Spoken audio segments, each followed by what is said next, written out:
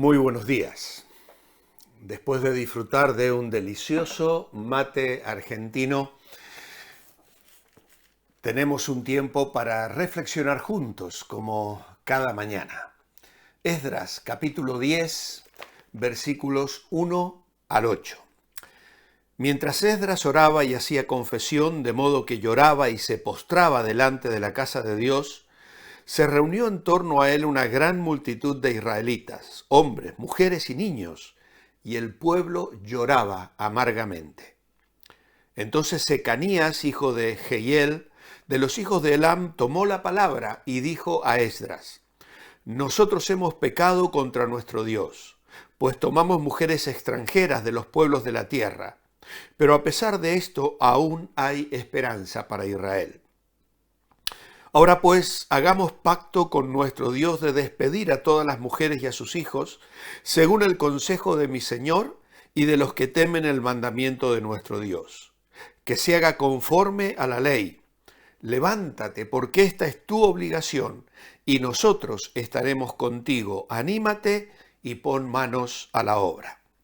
Entonces se levantó Esdras e hizo jurar a los principales sacerdotes y los levitas y a todo Israel que harían conforme a esto, y ellos lo juraron. Se retiró luego Esdras de delante de la casa de Dios y se fue a la habitación de Johanán, hijo de Eliasib, pero no comió pan ni bebió agua, porque se entristeció a causa del pecado de los que habían regresado del cautiverio. Después hicieron pregonar en Judá y en Jerusalén que todos los hijos del cautiverio se reunieran en Jerusalén, y que el que no se presentara en el plazo de 3 días, conforme al acuerdo de los jefes y de los ancianos, perdiera toda su hacienda y fuera excluido de la congregación de los que habían regresado del cautiverio. Es conmovedora la actitud de Esdras, al punto de que todo el pueblo, consternado a todos los niveles, hombres, mujeres y niños, se reúnen llorando con amargura por la situación de pecado y las consecuencias dramáticas que tendría para el futuro de la nación. Desde el tiempo de los jueces, los israelitas se habían casado con mujeres de otros pueblos. Ya vimos días atrás, creo que ayer, cómo Salomón cayó en ese pecado. Un pecado que la Biblia enseña que sería la razón por la cual al final de su vida este sabio hombre de Dios se apartó del Señor. Y Dios mismo le comunicó la disciplina que su actitud traería sobre su descendencia y sobre todo Israel. El domingo Abraham nos advertía del poder del amor en relación a saltarnos los mandamientos. Y cuando entramos en una relación que implica intimidad y los afectos del corazón, pueden llevarnos por caminos de desobediencia. El abandono de prácticas idolátricas era absolutamente imprescindible. Y que ahora, después de haber reconstruido el templo, se volviera a caer en este pecado, era una verdadera desgracia. Israel era un pueblo muy debilitado en ese momento de la historia. Por esa razón, vamos a destacar algunos nombres y algunas frases importantes que hemos leído en estos primeros 8 versículos del capítulo 10. En primer lugar, Secanías. Este dirigente no involucrado en los matrimonios mixtos, por cuanto su nombre no va a aparecer en la lista más adelante. Sí vemos que aparecen su padre y 5 tíos paternos de él. Fue valiente, escogió obedecer a Dios antes que complacer a sus parientes. Tremendo ejemplo de convicción y de deseo de obedecer a Dios. Él afirma: a pesar de esto, aún hay esperanza para Israel. Esta esperanza se centra en el amor de Dios en el pacto y en el perdón de los pecadores que se arrepienten sinceramente. Por eso es que hay un llamamiento aquí a volver a afirmar ese pacto. Secanías llama al pueblo en el verso 3 y a los príncipes a que concluyan la acción específica de divorciarse de las esposas y despedir a los hijos, y reconoce que Esdras ha aconsejado un curso de actuación consecuente con lo señalado en las Escrituras. Podríamos mirar, por ejemplo, Segunda de Crónicas 29:10. Hace un llamado a los que temen. Esto se refiere a los que se toman seriamente la palabra de Dios, especialmente el juicio que Dios ha pronunciado sobre los pecados de ellos. No era cosa de poca importancia, era algo muy relevante.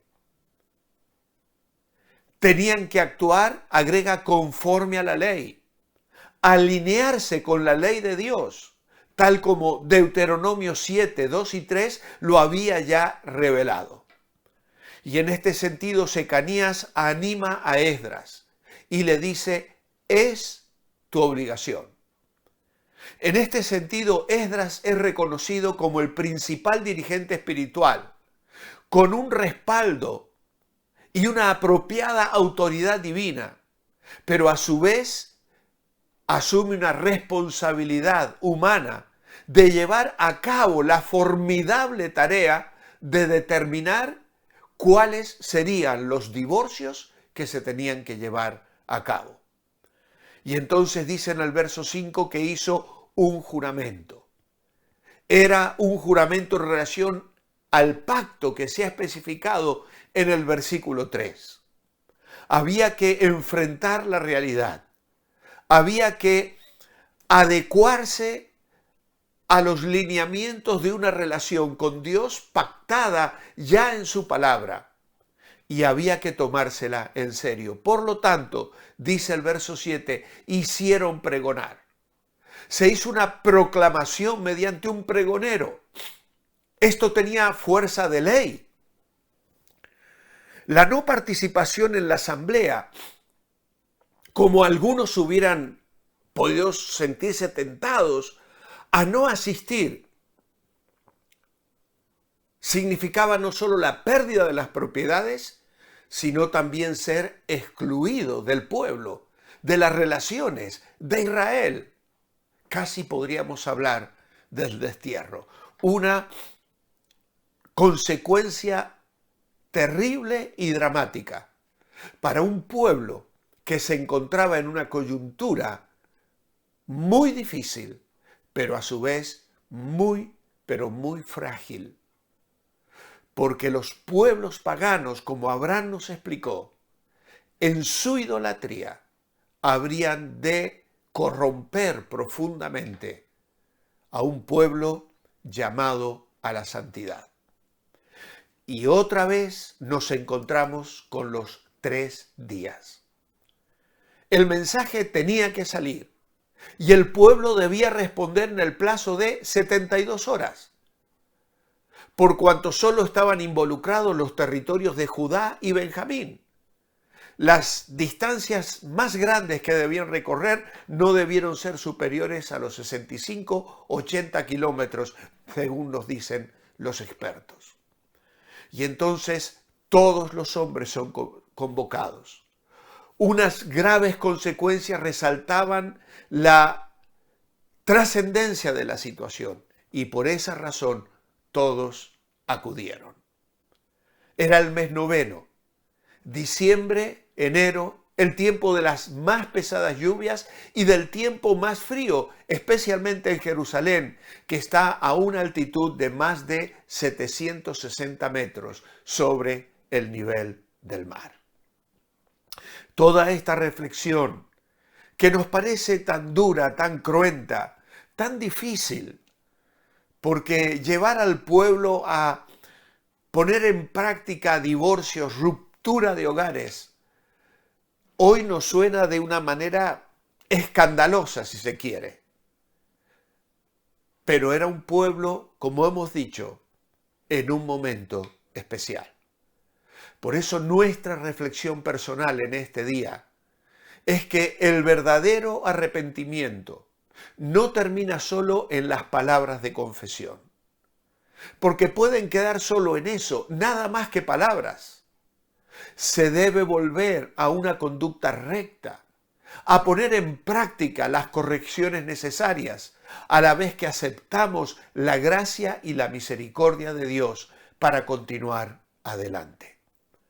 Cuando caigas en pecado y estés plenamente arrepentido, confiésalo a Dios, pide su perdón, acepta su gracia y su misericordia, y luego, como un acto de gratitud por su perdón, que condice con la justicia de Dios, haz las correcciones necesarias. Comienza a vivir de una manera diferente. Vivir en santidad demanda valentía y disposición a la obediencia en todo. Mi oración personal en este día es la siguiente. Amado Padre, muchas gracias por este ejemplo de valentía y determinación. Que no nos aferremos al pecado ni a la rebelión. Que con corazones quebrantados sepamos seguirte y obedecerte en todo, viviendo en santidad para gloria de tu nombre y la bendición y victoria en nuestras vidas. En tu nombre, amén. Os espero mañana viernes para cerrar ya esta semana. Mientras ese momento llega, manteneos bendecibles.